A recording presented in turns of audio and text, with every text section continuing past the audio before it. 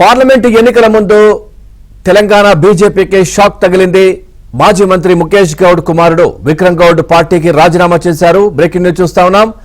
విక్రమ్ త్వరలో కాంగ్రెస్ పార్టీలో చేరబోతున్నట్లయితే ప్రచారం కూడా జరుగుతా ఉంది. ఈ నేపథ్యంలో ఇక రాజీనామా లేఖను పార్టీ అధ్యక్షుడు కిషన్ రెడ్డికి అయితే పంపించారు. పార్టీ కోసం పనిచేసిన గుర్తింపు లేదని ఆ లేఖలో పూర్తిగా పేర్కొన్నారు. ఎన్నికల్లో ఓటమికి ఎవరు బాధ్యత తీసుకోలేదని అందులో పూర్తిగా తెలిపినట్టుగా తెలుస్తోంది.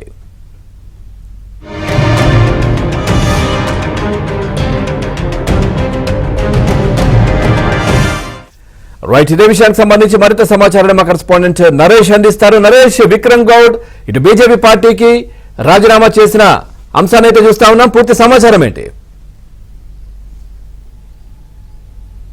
మొత్తానికి పార్లమెంట్ ఎన్నికల ముందు తెలంగాణ బీజేపీకి కొంత ఇబ్బందికరమైన పరిస్థితులు ఎదురవుతున్నాయి.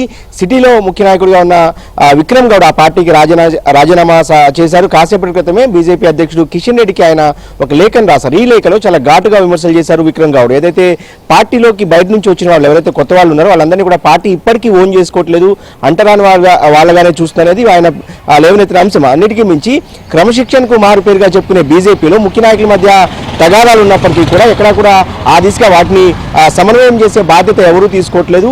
దీనికి అనేక కారణాలు ఉన్నాయనేది కూడా ఆయన చెప్తున్నమాట.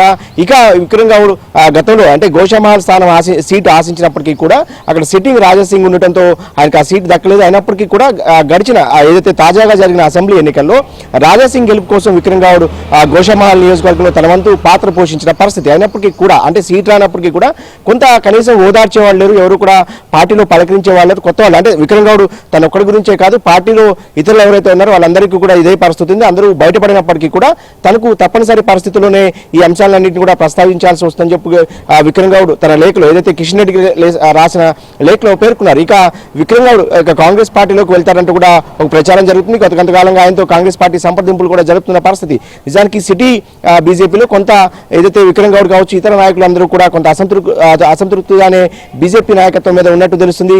ముఖ్యంగా గడిచిన అసెంబ్లీ ఎన్నికల్లో ఒక గోషామహల్ స్థానాన్ని మాత్రమే బీజేపీ ఇక్కడ ఏదైతే సిటీలో గెలుచుకుంది. అయినప్పటికీ కూడా కొంత ఎవరైతే యంగ్ లీడర్స్ ముఖ్యంగా విక్రమ్ గౌడ్ కావచ్చు, దత్తాత్రేయ కుమార్తె కావచ్చు, గడిల శ్రీకాంత్ గౌడ్ కావచ్చు, ఇలాంటి వాళ్ళు అనేక మంది సీట్లు ఆశించారు గడిచిన అసెంబ్లీ ఎన్నికలు. అయినప్పటికీ కూడా ఎవరికి కూడా సీట్లు దక్కలేదు. పాత వాళ్ళకి పదే ఓడిపోతున్న వాళ్ళకి అంటే ప్రజల్లో బలం లేని వాళ్ళకి సీట్లు ఇచ్చారు కానీ కనీసం తమను పట్టించుకోవట్లేదు. పార్టీ కోసం పనిచేసినప్పటికీ కూడా కనీసం సీటు ఇవ్వకపోయినా కానీ కనీసం గుర్తింపు కూడా పార్టీలో లేదంటూ కూడా ఆయన తను రాసిన లేఖలో పేర్కొన్నారు. ఏదేమైనప్పటికీ కూడా పార్లమెంట్ ఎన్నికల ముందు కొంత ఇబ్బందికరమైన పరిస్థితి అయితే బీజేపీ ఎదుర్కొంటుంది. ముఖ్యంగా సికింద్రాబాద్ పార్లమెంట్ పరిధి, అదేవిధంగా గ్రేటర్ పరిధిలో కనుక బీజేపీకి మరికొంతమంది నాయకులు కూడా అసంతృప్తిగా ఉన్నట్టు తెలుస్తుంది. వాళ్ళంతా కూడా పార్టీ నుంచి బయటకు వెళ్తే మాత్రం ఖచ్చితంగా రానున్న పార్లమెంట్ ఎన్నికల్లో సిటీ బీజేపీ కొంత ఇబ్బందికరమైన పరిస్థితులు ఉండే అవకాశం ఉంటుంది.